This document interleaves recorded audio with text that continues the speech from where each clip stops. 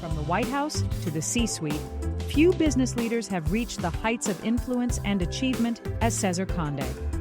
Now at the helm of NBCUniversal News Group, Conde steers America's #1 news organization, spanning broadcast, cable, and streaming. Tune in for an illuminating conversation with a visionary business mind reshaping the modern media landscape. Now the man of the night, someone that I'm privileged to call a friend and a colleague, and someone that I respect tremendously. Be it said that when we invited César to be here tonight with us, he was not yet, hadn't added that new title to his resume. So César Conde is chairman of NBCUniversal International Group and, most recently, NBCUniversal Telemundo Enterprises. Congratulations. César serves on the executive committee of NBCUniversal and reports directly to the CEO of the company, Steve Burke. NBCUniversal International Group is responsible for the operations and international expansion of NBCU businesses outside of this country of North America. The group is comprised of NBCU International TV and Film Group, NBCU International Networks, and NBCU International Production Divisions. César also oversees, which is so relevant for this evening and why we originally invited him in addition to all the international stuff he was doing, he oversees all digital at NBCU. So everything digital at NBCU, he oversees as head of NBCU Digital Enterprises, comprised of all the emerging digital properties. And I know you're going to speak to that this evening, some cool stuff going on there. NBCUniversal Telemundo Enterprises oversees and operates a premier and fast-growing portfolio of properties serving Hispanic America. And for those of you that aren't as well-versed with how many Latinos there are in America, it's about 56 million Hispanics in this country that Telemundo Enterprises connects with every day. It's comprised of its flagship Telemundo network, NBCUniversal, its cable network, Telemundo Internacional, which is literally Telemundo takes its programming and syndicates it pretty much around the world and around all over Latin America. The Telemundo local stations, Telemundo Digital Media and Emerging Business, and NBC Deportes. Prior to NBCUniversal, César was president of Univision Networks. He joined Univision in 2003 and served in a variety of senior executive capacities and is credited with transforming it into a leading global multi-platform media brand. Under his leadership, Univision's main broadcast network became the #1 network in America in July of 2013, regardless of language, for the first time in the company's 50-plus year history, and experienced its record ratings and profitability during his tenure. With César's oversight, Univision's portfolio grew from 3 to 12 broadcast and cable networks. Additionally, he was instrumental in the launch, proud to have been there that day with him, of the company's first English language network, Fusion, a joint venture with the Walt Disney Company. Social and community initiatives are core to Conde's business approach, and he has emphasized the importance of empowerment initiatives for the Hispanic community. While at Univision, he spearheaded the development of the Es el Momento national initiative, working together with Bill and Melinda Gates, who he actually welcomed to Univision several years ago. He led the Ya es Hora Latino citizenship and voter campaign and launched the network's first Teleton USA broadcast. Prior to Univision, César served as a White House fellow, working directly for Secretary of State Colin Powell. Previously, he worked at Star Media in New York. It was an internet company focused on Spanish and Portuguese-speaking audiences. And before that, he was in the M&A group, Mergers and Acquisitions group at Solomon Smith Barney. He's a trustee of both the Aspen Institute and the Paley Center for Media. He's a full member of the Council on Foreign Relations and a young global leader for the World Economic Forum. He sits on the board of the Foundation for Excellence in Education and the White House Initiative on Educational Excellence for Hispanics. He holds a bachelor's with honors from Harvard and an MBA from the Wharton Business School at UPenn, University of Pennsylvania. I can say that in addition to all of that, he's just an amazing guy. Humble as heck, feet on the ground, always there for others, always helping others. And I'm so happy that with this new role, he's able to spend more time here in his hometown of Miami. He grew up in Miami, went to Belen Jesuit High School, and he's a Miami boy, Miami guy that we're very proud of. And I've had the privilege of working with him directly as a colleague when we were together at Univision. I've had the privilege of calling him a client. He was my client at Univision. República was his, at the time, Univision's agency of record, and worked alongside him building some of these things that I mentioned. And I've had the privilege to watch him grow professionally and personally, and I think we've mutually had that, having been friends since we were young. And it's just a deep honor for me to welcome him again to the Idea Center. And I know you guys are in for a treat because right from Miami, César and the folks at NBCU are going to continue creating extraordinary content and programming that will go from here to the world. I always say that Miami is ground zero for Latino Hollywood. You know, what Latino Hollywood is, that is Miami. What LA is to Hollywood, Miami is to Latino Hollywood. This is the Mecca here. This is where they all live, where they all play, where all the celebrities hang out, where they have their homes, where they raise their children. And to be able to say that these artists and these folks don't have to go to Mexico City or to other countries to produce this programming, and they can do it right here in our beautiful city of Miami is pretty awesome. And to know that now César is leading that is pretty exciting. So without any further ado, ladies and gentlemen, Dan and César, thank you.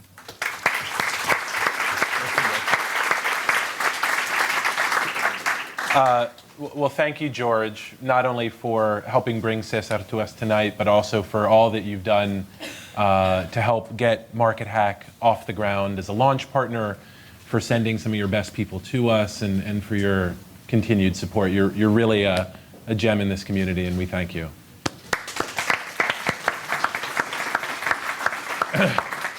So I don't know if I was the only one sweating when I was listening to that bio. What I'm going to do is I'm going to talk to César Conde número uno, César Conde número dos, and César Conde número tres, one for each title. Now, of course, it's just one man standing up here, but that's a resume of 3 people. So if that's okay, I'm going to refer to you as that. Is that? You are too funny. I'm just kidding. So I wanted to start off by talking about my 2-year-old daughter. Actually, my 3-year-old daughter. She just turned 3. And she's grown up. She's literally never watched traditional television. We cut the cord about 2 years ago. When she walks up to our big screen TV, she swipes it, right? Because she thinks it's an iPad, and she really is confused when she touches it and it doesn't respond. She watches streaming video of Daniel Tiger and Peppa the Pig on her Kindle Fire. She will never watch broadcast television. How do you think about people like my daughter and viewers, this next generation of viewers that are coming up? Sure.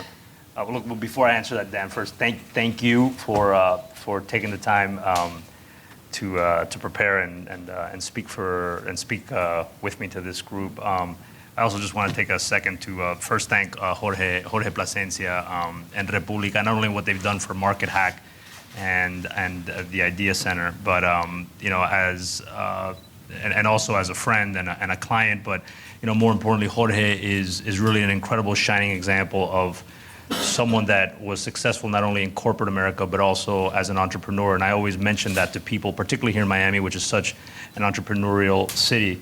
It's 2 very different skill sets to be successful in sort of a corporate environment, and another one is to be successful building a business from scratch. I've done a lot of the former, I haven't done a lot of the latter, and I have a unique, I think, respect and admiration for people who do that. And Jorge has done that extraordinarily successfully, and República is one of the fastest growing companies, as you mentioned, not in Miami, but in the country.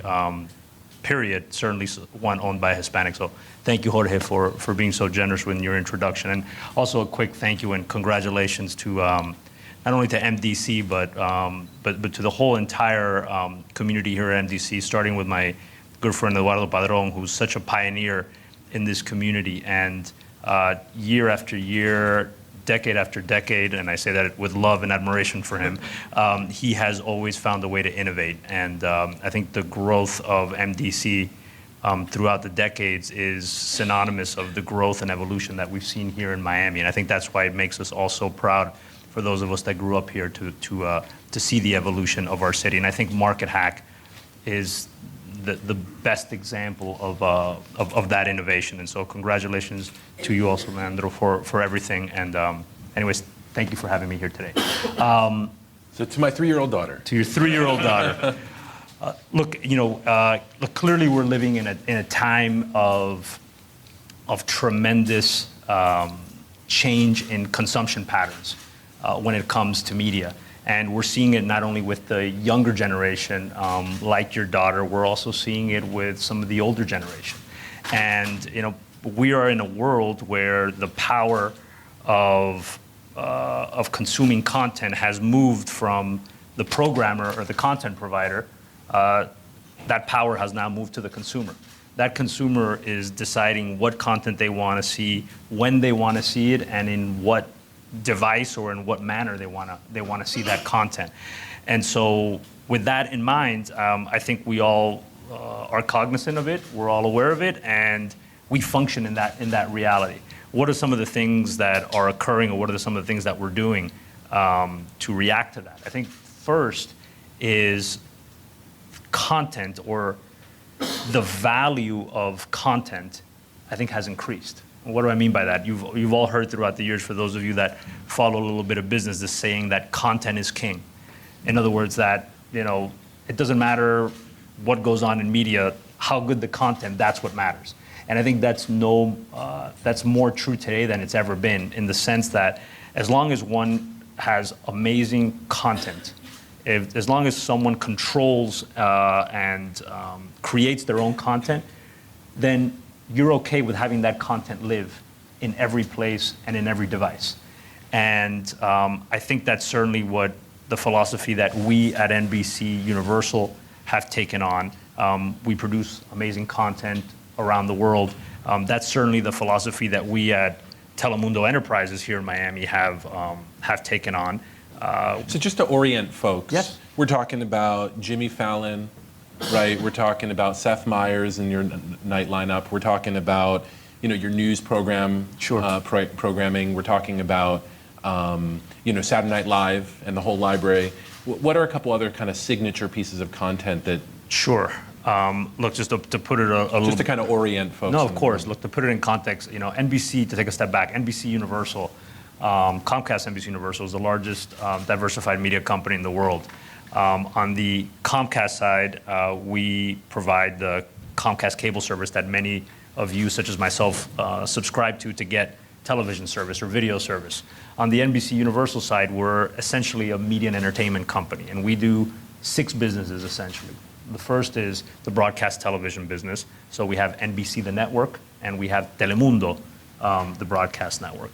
Our second business is the cable networks business. We have 16 cable networks, ranging from USA, the network, Bravo, E, Sci-Fi, all these entertainment networks, to news networks like CNBC and MSNBC and the like.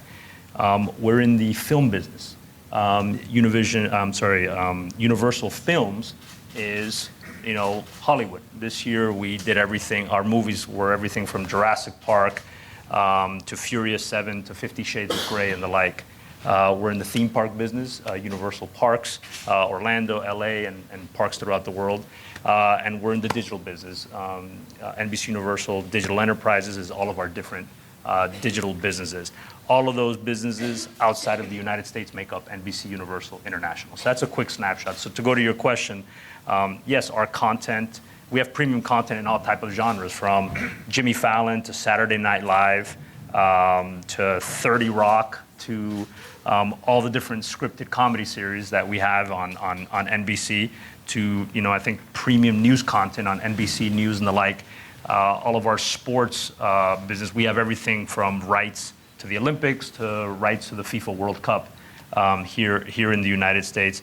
And on the Is that true in English and in Spanish? It's true in just Spanish. Yeah. So specifically, Telemundo Enterprises has the rights to the World Cup now, starting in this next cycle in Russia in 2018. So we have this amazing content sort of across platform. To go to your daughter's example, Sprout is our, children's brand or children's content provider and network. And so, we produce a lot of the content for Sprout, so we want to make sure that Sprout content exists on whatever iPad or whatever device or smart TV that your daughter's going to consume, because we're comfortable with that as long as she's watching our content. We're comfortable at Telemundo Enterprises putting out our new Super Series product like El Señor de los Cielos. We're comfortable that you'll watch it on Telemundo or you'll watch it on another device as long as you're watching us. I hope it's okay to tell you, but I am tired of Maya the Bee. I've never been so kind of conversant in children's programming. If anyone wants to have a long conversation about my theory of Peppa the Pig, I'll tell you.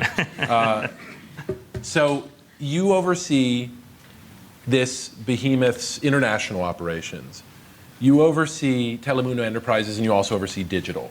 So sort of kind of three legs of this many-legged stool. What I was struggling with is understanding how those all fit together.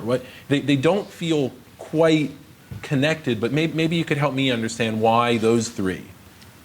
Sure. Look, I think they are very different.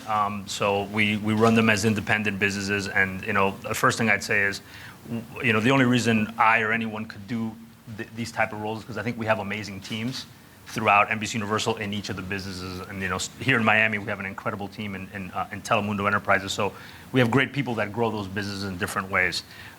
So on the surface, there's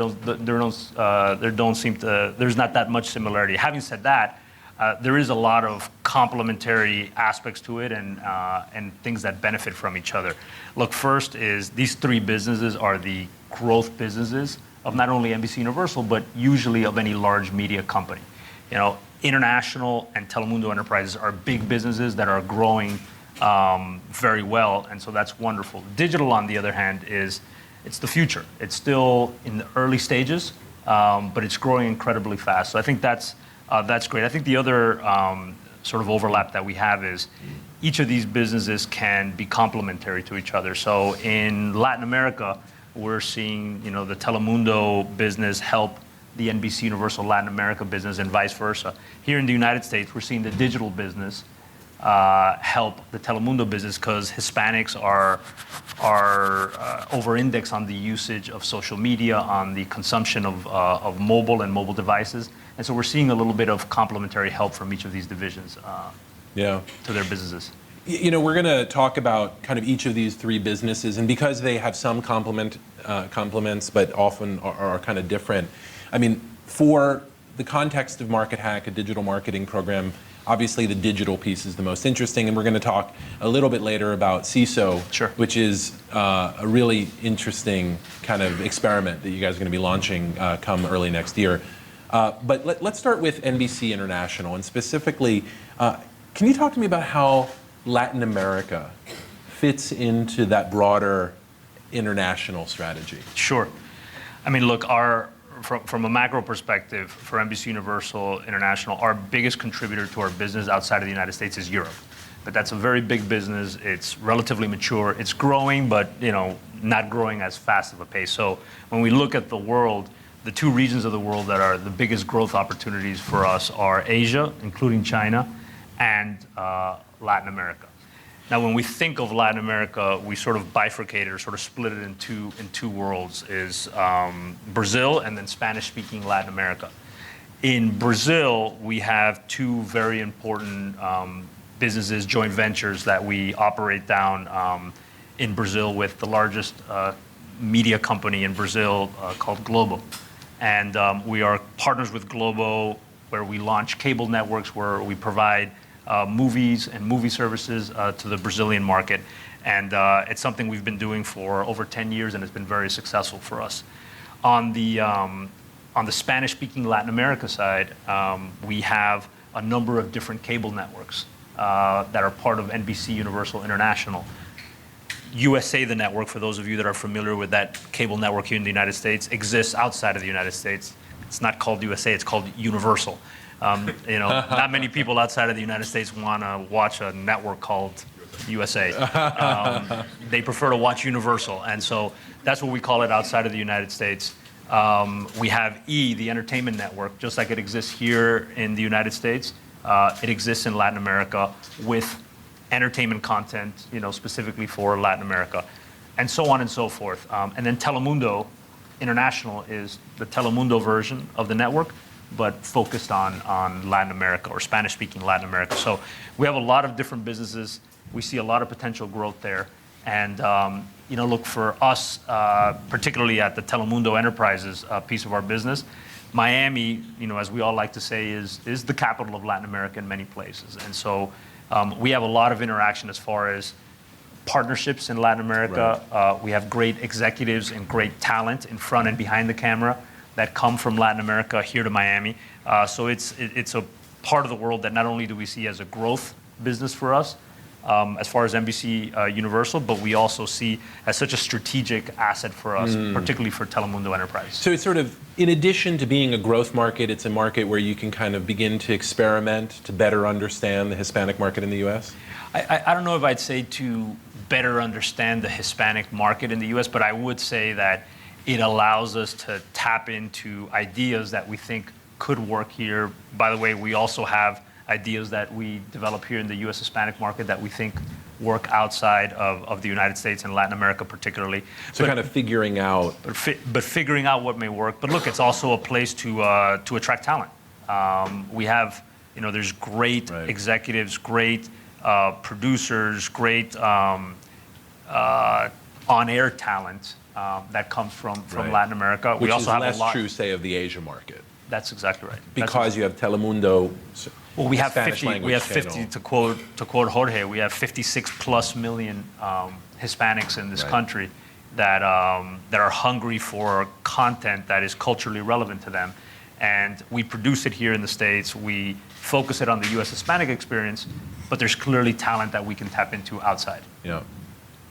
So let's switch gears for a second. Talk about Telemundo. There was a recent article in the Miami Herald about the success that Telemundo's having at the expense of your old stomping grounds, Univision. I'm curious, as you guys start to pull even to Univision, how do you feel? Do you this is sort of like Yankees Red Sox, and you're now with the Red Sox, the kind of perennial underdogs, who's starting to win.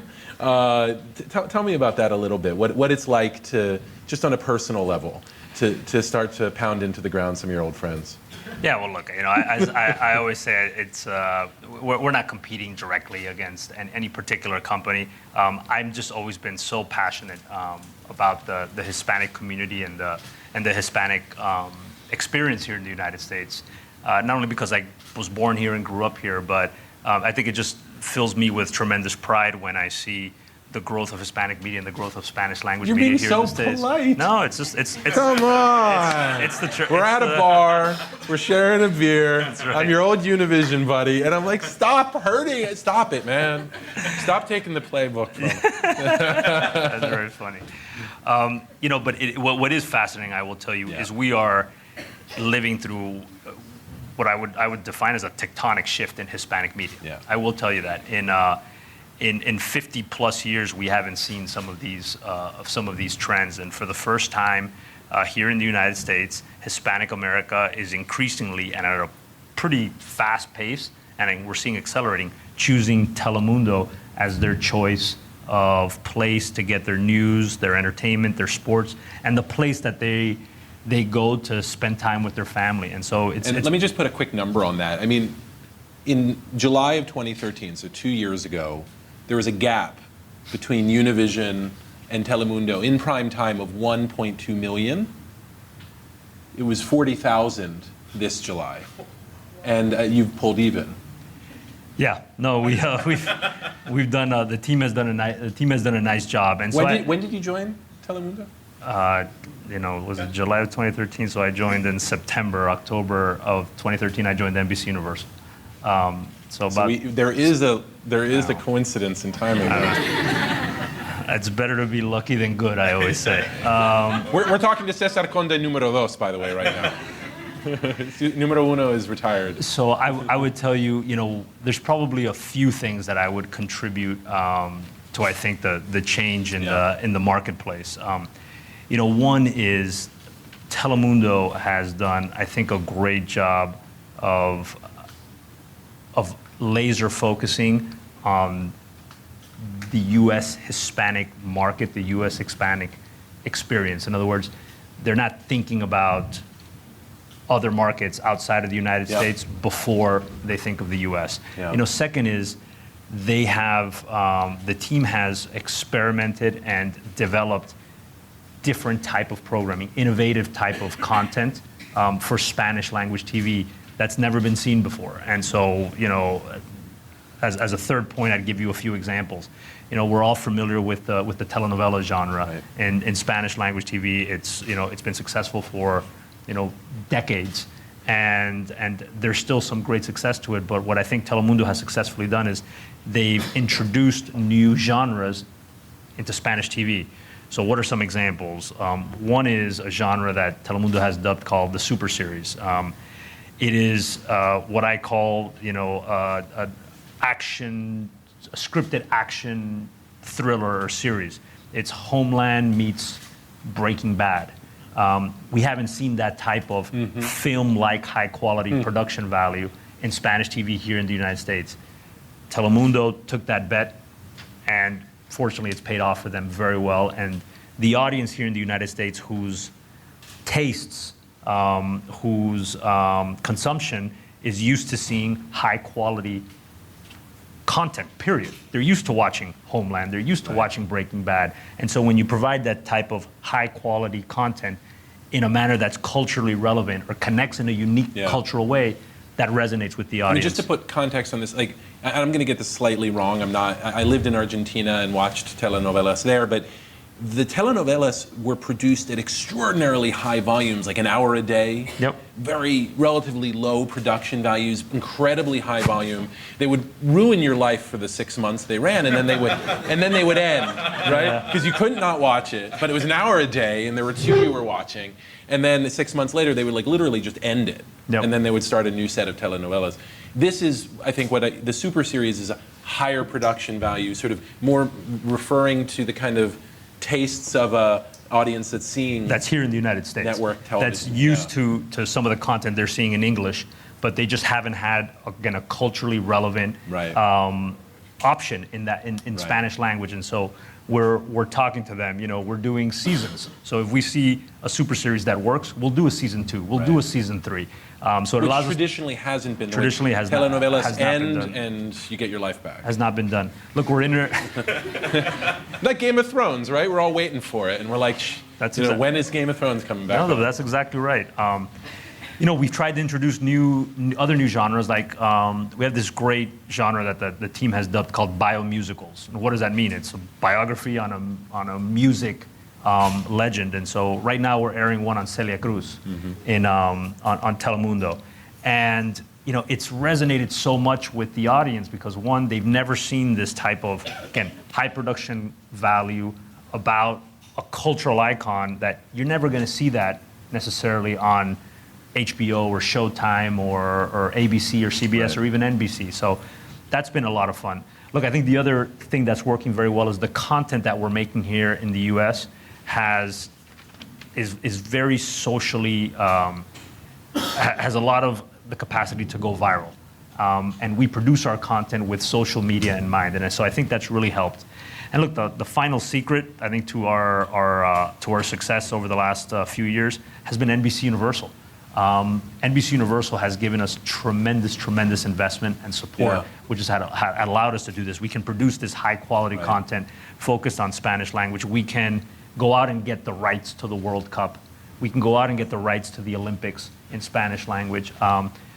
Those things cannot be overlooked. And so, Rome wasn't built in a day.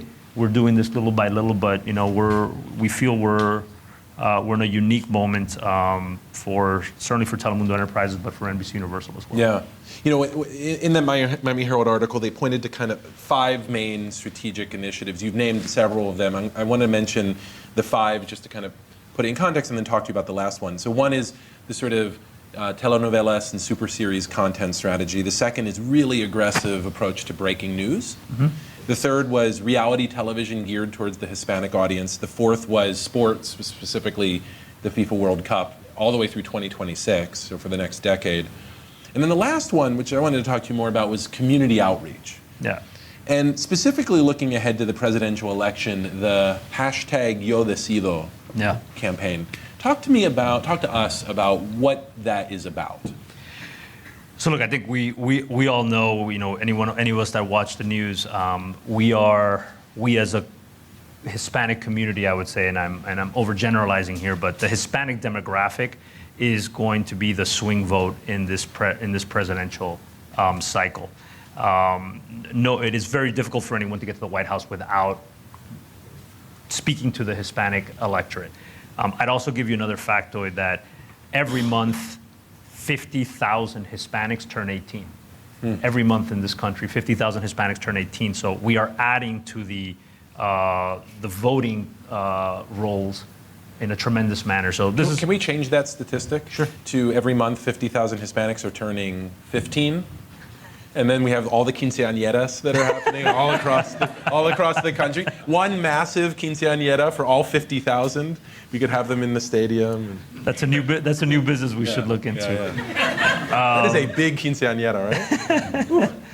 But with that context in mind, this is a big election cycle, a big political season, and so as you mentioned, we are doing a lot of things. One of the things that we're doing, outside of the things that one would expect, convention coverage, so on and so forth, we are really trying to focus our political coverage towards Latino millennials, and that's why we led with this hashtag Yo Decido campaign.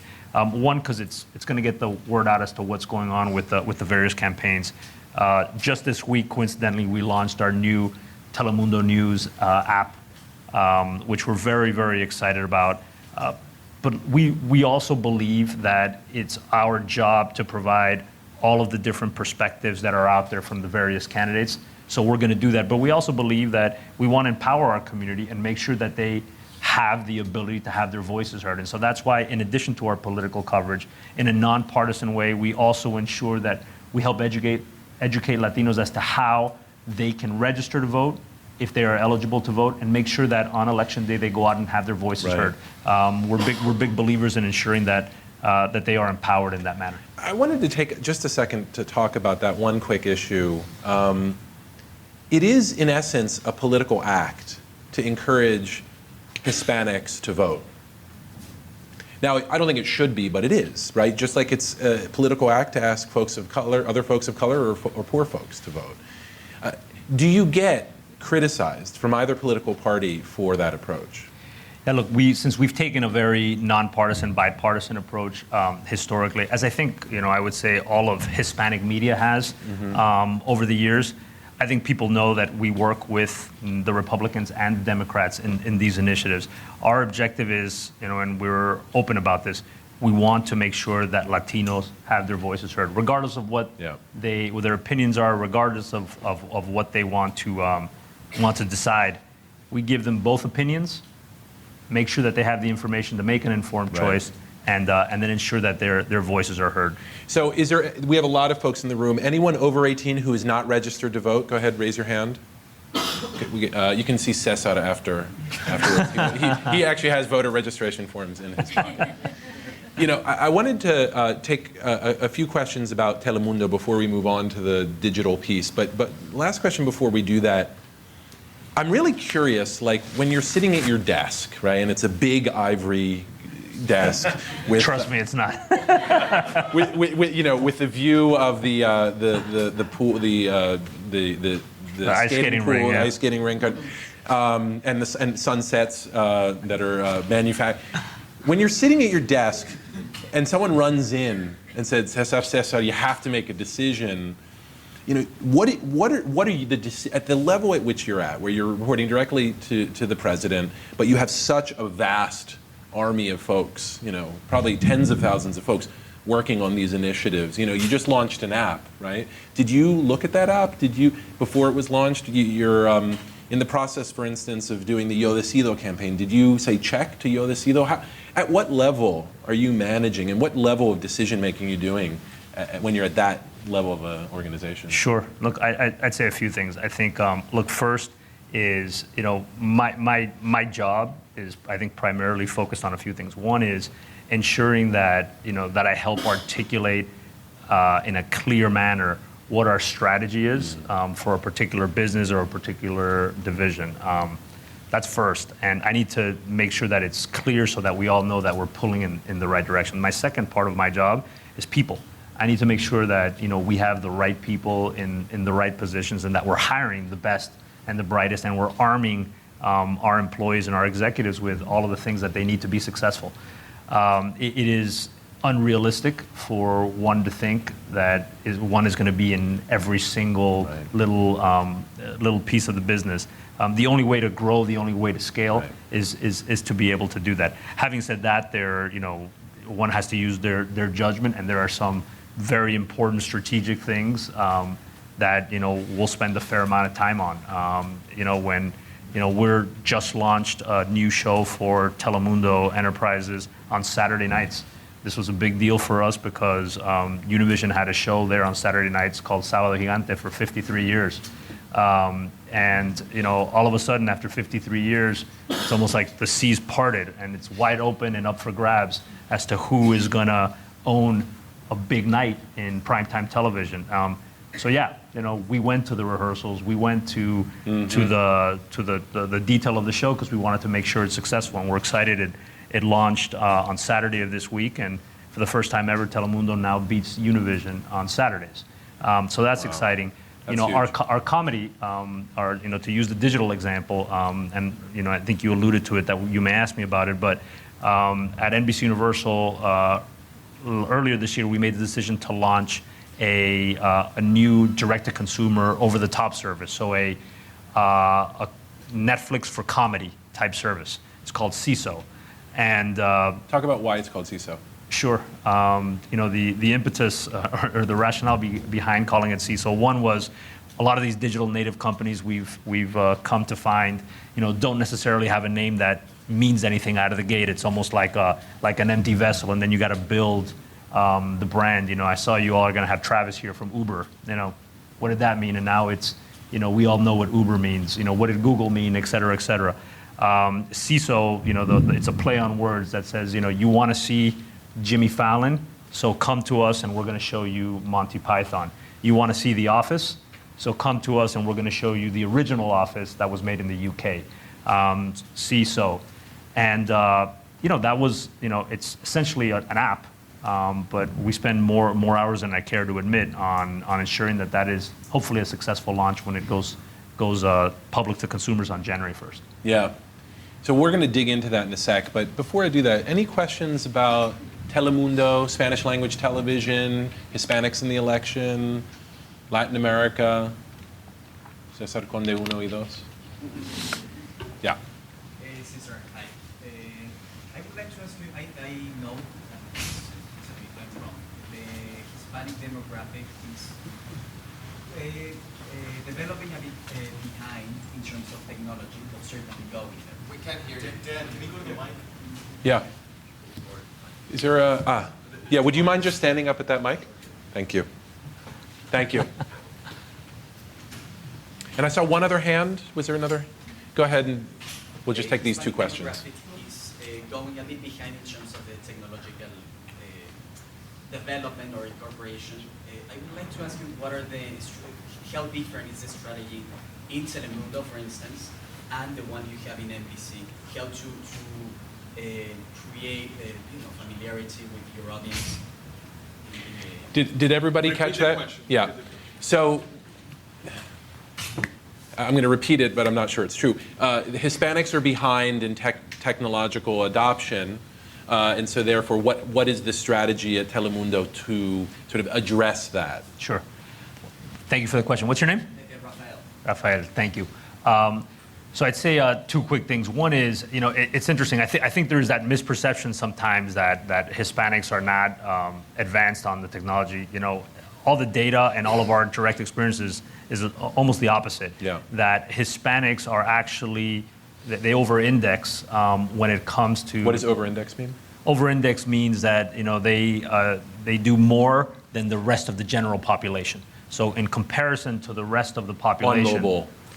In comparison to the rest of the population, they utilize mobile services, they utilize digital platforms, they utilize social media at a higher pace than the rest of the population.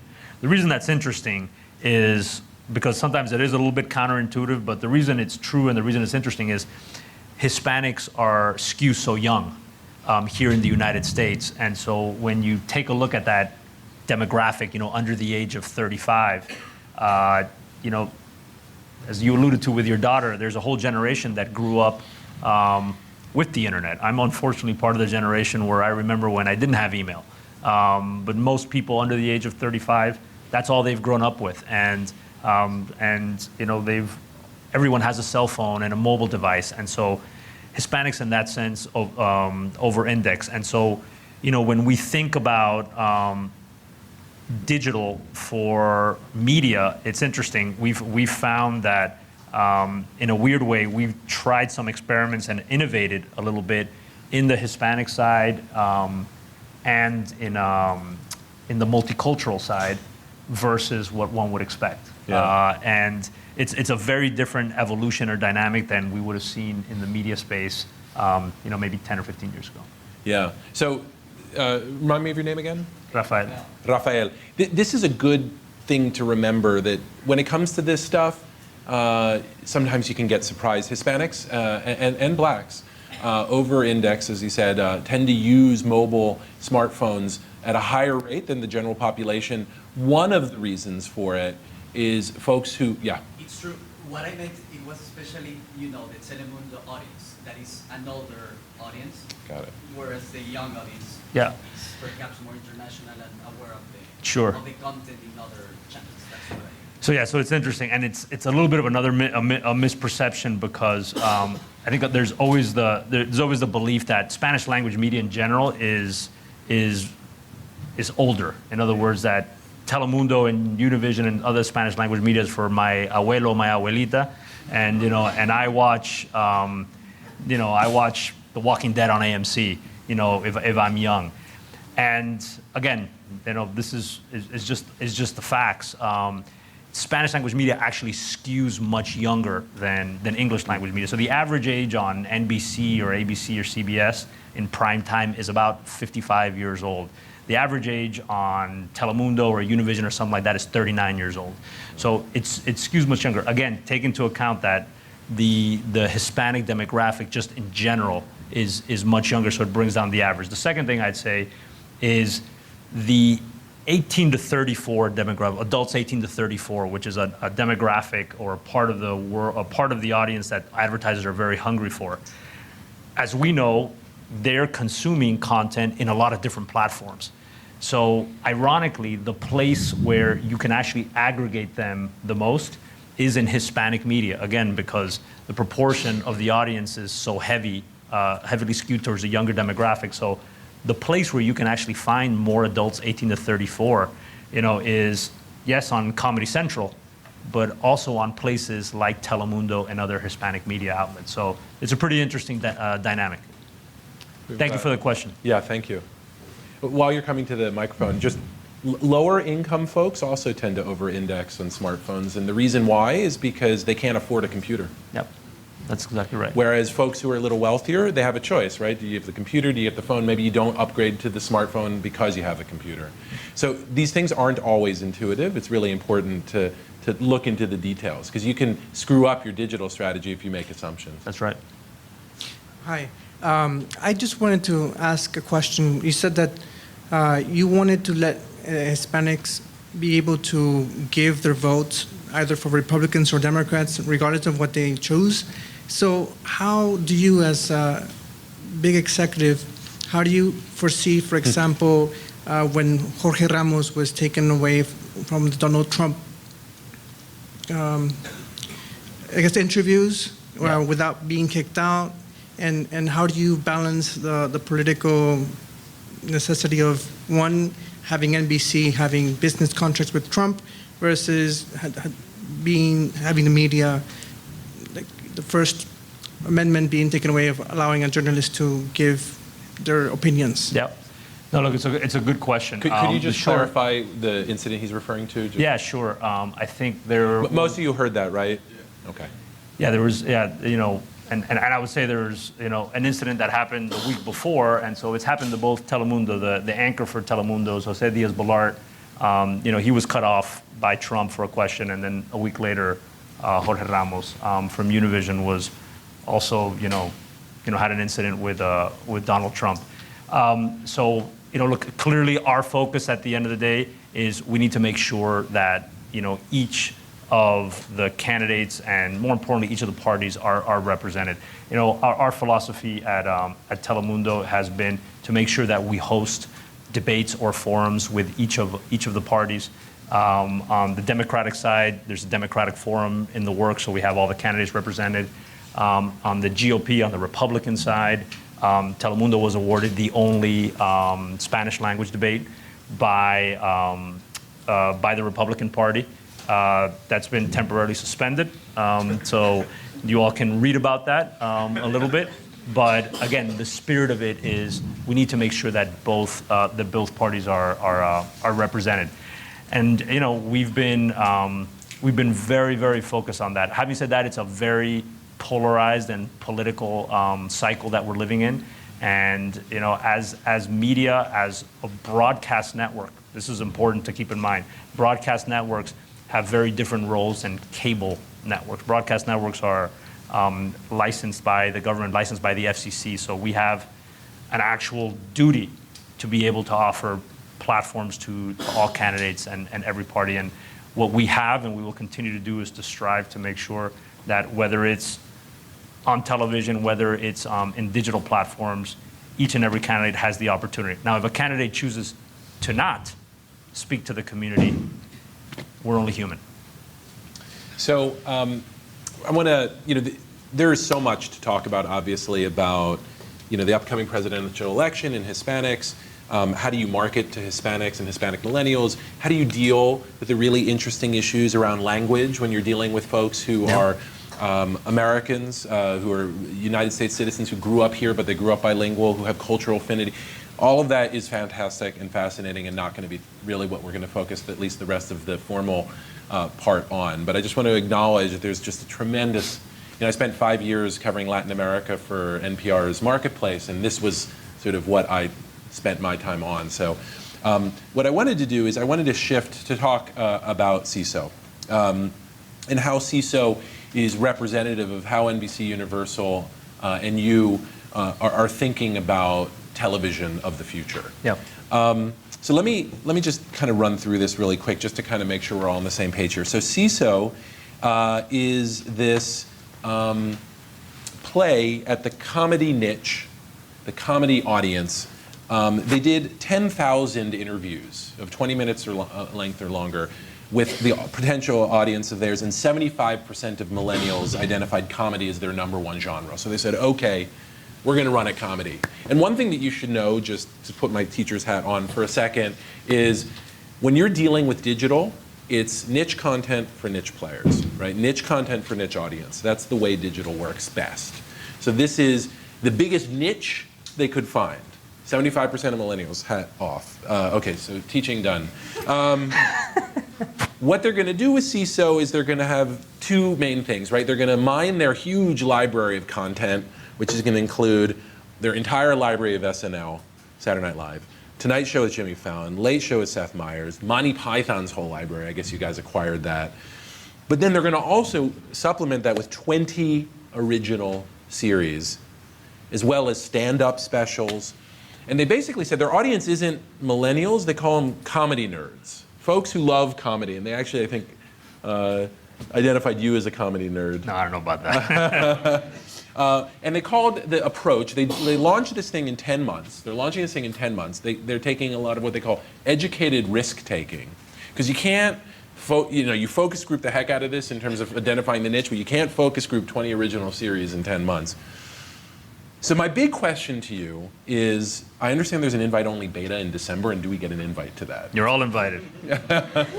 We're going to hold you to that. We'll invite Market Hack and anyone who wants to participate. Right. We're happy to do it. So anybody who's here tonight, make sure you sign, and you're going to get an invite to the beta-only launch in December. We would love it. We want a lot of feedback. Good. We're learning as we go. So talk about why CISO? Why this huge bet on streaming video on demand. The streaming video on demand meaning there isn't going to be a broadcast or cable network. Yep. So, no, look, this is a fascinating topic. Look, first I'd say this is the Wild West. So there is no roadmap in this new part of the business. So this is simply my perspective. I think you'd have someone equally, if not more informed than I that will give you a completely different perspective. So, but what I always tell people is there is no roadmap. We're in the Wild West. We're sort of learning and adapting as we go along. That's the first comment. Second comment is I am a big believer in looking at history, and history can kind of inform a little bit of what could happen in the future. Not perfectly, but at least you can infer something. So with that comment in mind, if you take a step back and you look at sort of the evolution of media, and I'm going to do this in 90 seconds. 50 plus years ago, we had sort of the development of the traditional general interest broadcast TV networks, NBC, ABC, CBS, and the others, right? 30 years later, you had sort of this explosion of cable networks that all revolved around a particular passion point, right? So MTV was born around music. Comedy Central was born around comedy, et cetera. ESPN was born around sports, et cetera, et cetera. So if you fast forward to today, 2015, and use the same analogy, I'd say that the broadcast networks in the digital ecosystem, so the big general interest networks in the digital ecosystem today, have kind of begun to be formed already. And they're probably Netflix, Hulu, and Amazon Prime. There's other companies that I think are positioning to be one of those big catch-all general interest networks. But Netflix, Hulu, and Amazon Prime have sort of grabbed those spots. How many of you guys use one of those three services, if not more? Just out of curiosity. There you go. How many of you have cut the cord? You don't have cable. How many of you have broadband? So you have cut cable, but how many of you have broadband service? Broadband internet. Broadband internet, correct. And one last question, because how many of you have a digital antenna? You've cut the cord, but you have a digital antenna to watch network television. Very few of you. So those of you who've cut the cord, you can actually buy for $30 at Radio Shack a digital antenna, and you can get all the networks in HD. Anyway, putting on my hat for Radio Shack, the defunct. I'm taking off I'm putting on my Comcast cable hat here for a second. You're trying to give me like 30 hats here. Yeah, right. You're trying to give me. César Conde número 4 works for Comcast. You're trying to get a rise out of me, but I always ask the broadband question because people have, in some cases, don't have cable service or have slimmed down their service, but in the same breath, we have an increasing number of people that still need to get. You want to have broadband service because that's how you get access to all of the services we just talked about. Netflix, Hulu, and Amazon Prime. So to sort of continue on the quick analogy, right? If those broad general interest services that you all just alluded to, and sort of that's Exhibit A, right? 90+% of this group consumes of that. The next iteration, one could hypothesize, is an evolution or an explosion of niche services around passion points, right? Similar to what we saw 30 years ago with cable networks.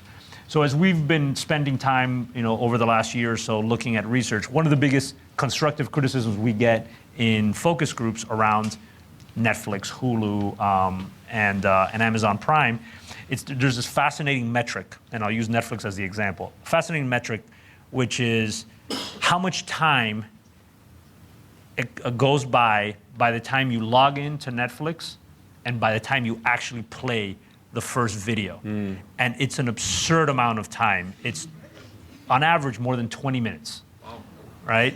And so if you... Because they're searching around? Because everyone's searching. Or they're watching that circle.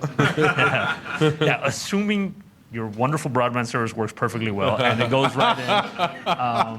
But the point is there is a little bit of a gap there. There's so much content, and you know, you don't really know how to search. You know, you sometimes go in, it's almost entertainment. You're like, Yeah. well, like, I don't really know what I'm going to watch, but let me see what's around. So this metric of, you know, how much time is it from when you log in to when you actually watch something, we believe creates a little bit of an opportunity for a lot of folks. And that's part of the reason that's happening is because people don't really know sometimes what they want. There's almost too much. So there is sort of an insight that says, okay, everyone is going to have one of those services, right? If you have Netflix or Hulu or Amazon Prime, maybe you have multiple ones. I think we're past the stage where someone's trying to say, all right, well, we don't want you to, you know, we want to get you off one of those. By the way, full disclosure, NBCUniversal is part owner of Hulu. So we are in that business through Hulu.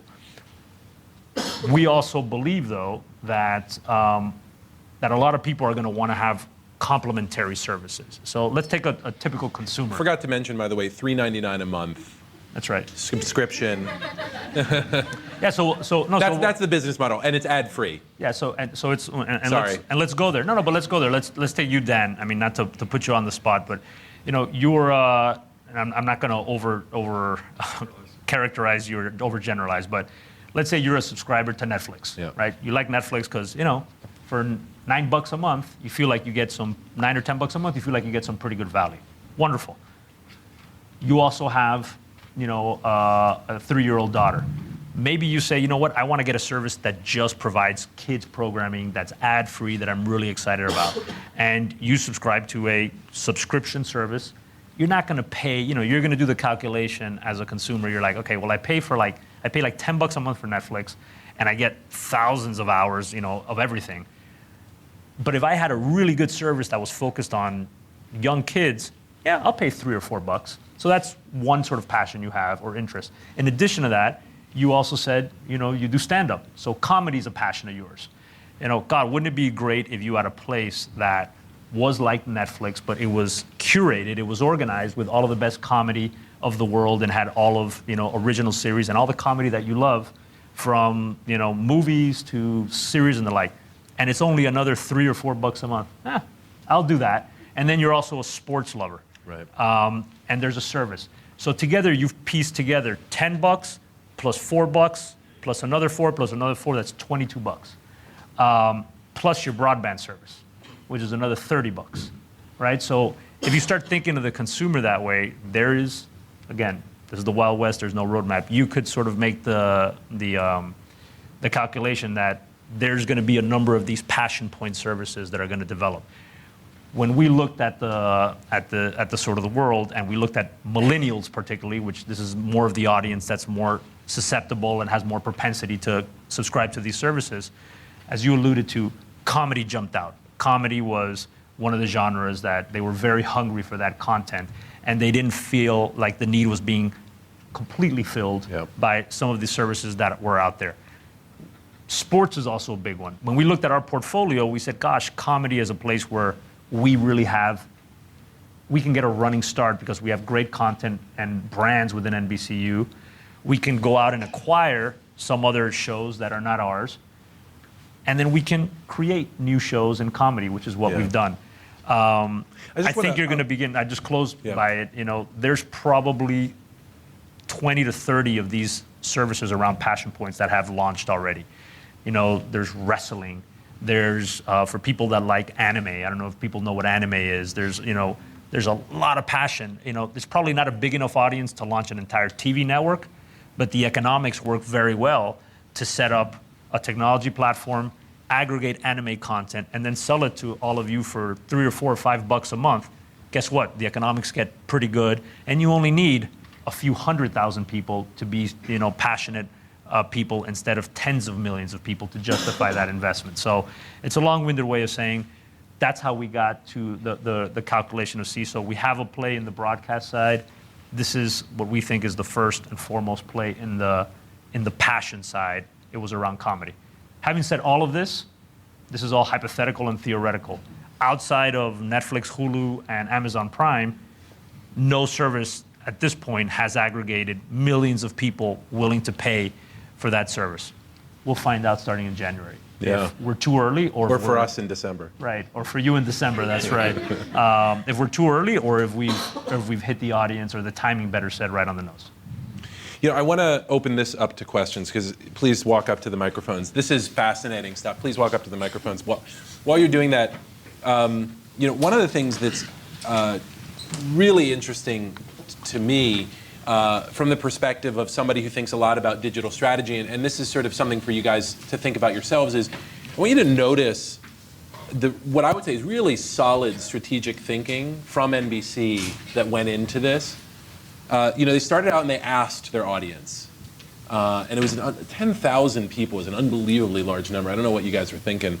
You can get like 3 decimal points of accuracy on the audience. But you know, they got to know their audience.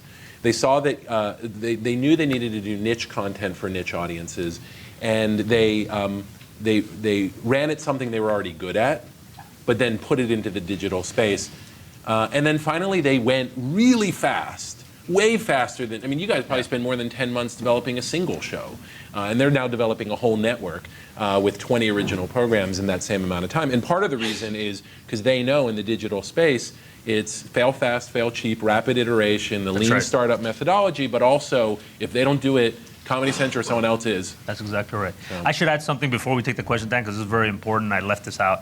You know, we developed CISO as a startup. Even though it was within a company, we tried to treat it as a startup. So our headquarters are at 30 Rock in New York. We took some space out downtown in New York in a quote-unquote startup warehouse space. We hired digital native executives, digital native people, so many such as yourselves, who had worked in nothing other than digital. And we put them in a corner. We gave them resources, but we also said, this is a startup. And that's why I think we were able to do something in 9-10 months that would have taken, in a larger, more complex organization, maybe years to develop. Perfect. So ask your question loudly, and then try to make it as short as possible so we can get to as many of these as possible. Well, you kind of just answered my question. So, as somebody who's been here a long time and run an incubator for creative people, I'm always witnessing us as the center of the Latin universe, but what do we do about production? Where do you produce your creative, wonderful content? I thought you were headquartered here, so when you said you were headquartered in New York, okay, I understand producing there. So maybe to clarify that, NBCUniversal is based in New York, but Telemundo Enterprises is based here in Miami. So yeah, Telemundo Enterprises is based here. We have thousands of employees here. We produce all of our content, or the vast majority of our content, here in Miami. As I think Jorge Plasencia mentioned at the beginning, Miami is kind of like the Hollywood for Latin America. I mean, for Hispanic media, than Hollywood is for English media. So we have studios here. We have great writers, great producers, great talent. So all of the Hispanic, Spanish language media is anchored here in Miami. Great. Thank you. Good. Thank you for coming, Cesar. So I'll try and make my question as concise as possible. You said you started off in investment banking, and I think that's pretty interesting. It's something that I'm kind of interested in. Yeah. You said something that helps you make your decisions, or something that you do is that you're in the people business, that you're looking for high talent. And recently, a lot of the talent from Ivy League schools are going towards Silicon Valley and things like that. So what are you doing to attract people to your company? What are you doing to attract the biggest talent? Yeah, no, look, it's a great question, and it's one that I think all large, quote-unquote, traditional companies are struggling with. And it's not only large media companies, it's also the traditional investment banks and the traditional consulting firms that in the old days, going to work for Goldman Sachs and Morgan Stanley or McKinsey or BCG, which are incredible places to work for, that was kind of the quote-unquote sexy thing to do. And today, you'd rather, some people coming out of school would rather, whether it's the right or wrong decision, would rather go work in a startup in Silicon Valley, and I hope increasingly in places like Miami and the like. Look, what we're doing is really, primarily two things. One is we want to make sure that people think of their careers as a marathon and not a sprint. And I'm a big believer that you want to build some type of sort of basic skills or experience, because I think that's what allows all of us at an early stage in life to sort of learn quickly. You build some tools, and then you start realizing what your what your strengths are and what your weaknesses are, and usually that allows you to sort of go down a path where you're going to set yourself up to succeed. And so I think a place like NBC Universal, a large diversified company, allows young professionals to do that. Specifically what we're doing at NBC Universal, we are trying to launch innovative products and innovative businesses like CISO, where we bring people in, but in a very different environment. It is a startup environment. It's got startup rules and startup incentives, but it still has the security and sort of the connection to a larger company. So that's one of the things that we're trying to do. Awesome. Thank you so much. Hi, Cesar. Hey. Thank you for being here. Thank you. My question is about Aereo and Fusion. Sure. So the question is, Aereo is a startup that raised $100 million, Barry Diller, first mark, first round, et cetera, to disrupt the broadcasting market. They failed, with the Supreme Court ruling. We don't know what's going to happen to them, but do you believe that other startups will actually disrupt the traditional broadcasting model?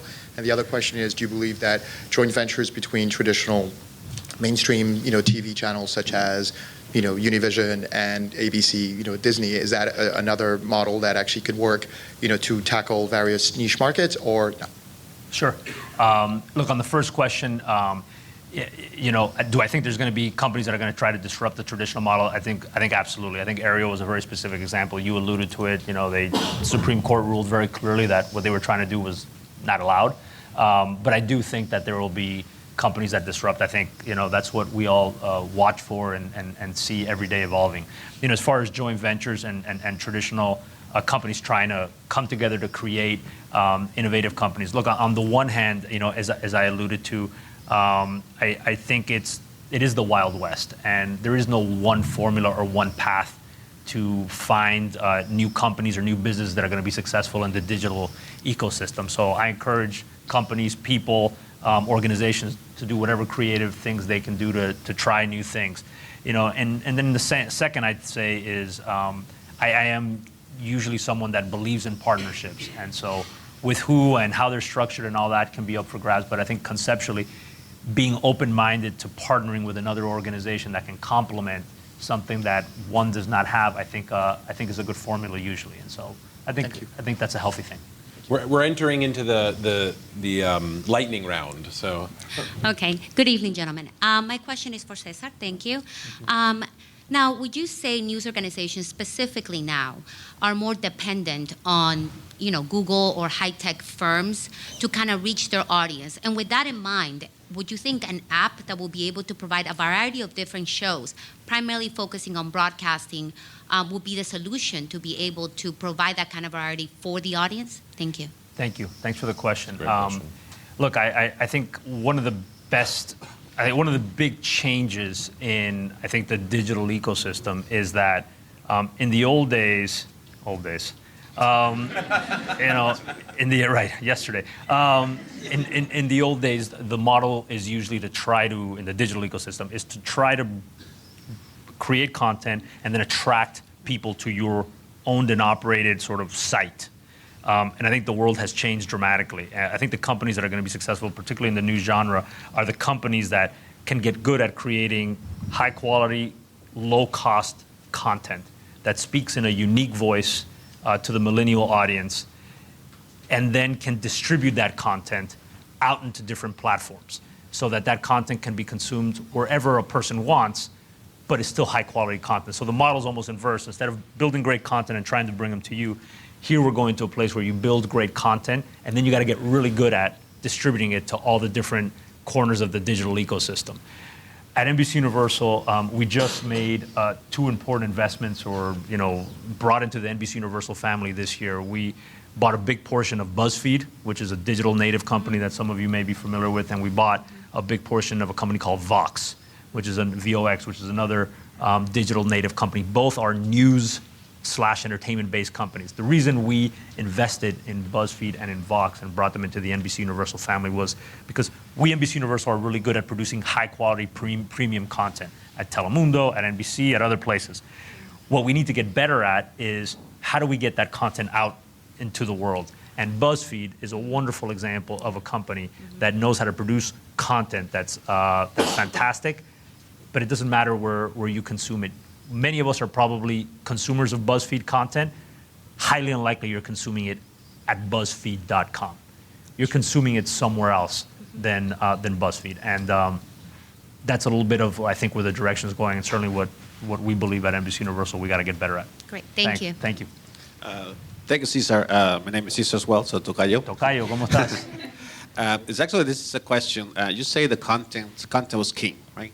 And this is like a twofold question. The first one is, what's your thoughts about, companies like you mentioned, Netflix, Amazon, actually creating content? Does that concern you at all? So this is from a landscape business perspective. And my second part of the question is, as a business professor, I want to pass on to my students. If it's one thing, only one thing that you look for from your managerial standpoint, one thing that you look for the people that you hire that want to work for you, what that attribute it looks like? Sure. So very quickly on the first part of your question, I'm gonna borrow a great phrase I just picked up from the head of Netflix, who made a comment on related to a topic you said about technology companies creating content. I'd summarize it by saying I think we are in and I'm paraphrasing what he said, we're in a rush where content companies are trying to get really good at technology, right? So they can get their content out. And technology companies are trying to get really good at content. And so, what's the analogy? We're going to see who wins. Does Netflix get closer to becoming HBO, or does HBO get better at Netflix's technology? Which one happens first? And I think that's where you're seeing a little bit of the conversion. But you're going to see media companies investing in technology and getting better at that piece of the business. And you're going to see technology companies, which is what Netflix is, they're going to get better at producing high-quality premium content. I think at the end of the day, we, the consumers, we win.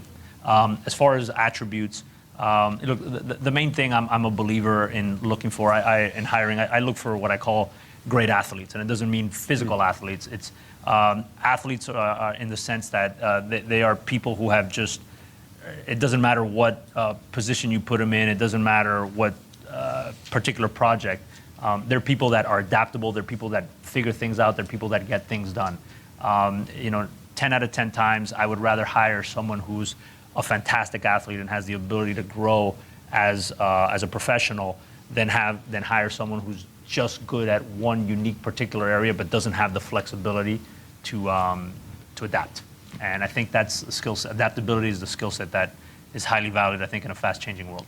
Thank you. Thanks.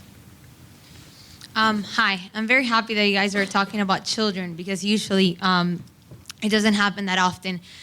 So there's 26% of children from 0 to 5 are Hispanics in the United States. However, only 1% of media, it's actually depicting, what they're going through, and it's in Spanish or it's culturally relevant. Are you taking a bet on children's content? Because it seems that everything is targeted to the millennial mom, but not necessarily to the millennial mom needs when it comes to her children. Yeah. Look, it's a great question. The short answer to it is I think this is an area that all media companies can do more. We have made a bet at NBC Universal in Sprout. Sprout, I don't know how many of you are familiar with it, is our big children's content play. And so we've invested a lot, and we have big aspirations for Sprout. But as you allude to, I think a lot of media companies are trying to figure out how do we provide a better service that, again, is going to cater to moms that have this particular need. The reality, and I think this is why it's going to get better, is in an advertising-driven industry, it's a little bit tougher because advertisers are not necessarily targeting some of that, targeting children, they're targeting the parent. In a subscription world, there is more of an opportunity for a company to create, I think, a premium product that serves the need without having to worry about other pressures to the business. But it's absolutely an area where I think has to be improved. Okay, thank you. Thank you. So I'm sorry we ran out of time for questions. I did have one last question, and this is actually one that that came from Leandro, and I love it. Success comes from habit. What are the personal habits from your daily life that have helped make you successful? Oh gosh. Look, I'd say two quick things. One is, I think it's keeping one's values in mind and remind oneself every day. My parents, as many people in our community, were immigrants here to the States, and my brothers and I were born and educated here in the U.S. Thanks to their sacrifice. And they instilled in values in us very early on that I always summarize: dream big, work hard, and stay humble. And it's great values. I think of them every single day, and it drives what I do. I think from a tactical or pragmatic thing, as far as a habit every day, I'm a big believer in balance. Balance being, you take your work seriously, you don't take yourself that seriously. But I think also balance in we need to take care of ourselves as individuals. And so I think exercise and taking time out for oneself in our busy schedules, I think, is important to provide that balance and perspective.